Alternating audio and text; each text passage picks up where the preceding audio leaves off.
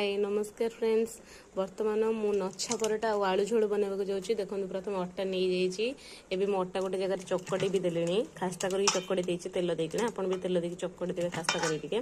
मुझे गैस रे बसई देती आमर आलू जोटा कि बर्तमान आलू कषा करवा टेस्ट लगे देखा केमती कौन होते सुंदर कलर देखा जामर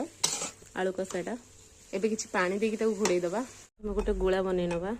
तापर गोल कर बेली ना देखो केमी भांगे एमती एमती करके भांगी ने आउ थे देखो एमती कर भांगी ने देखो बर्तमान भांगी नेली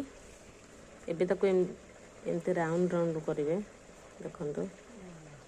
एबे ताको गोटे गुड़ा बनई नेली तापर किछि अट्टा देकी ताको बेली नेबे एबे परोटा को मु बेली देली देखो तावर पकई देछि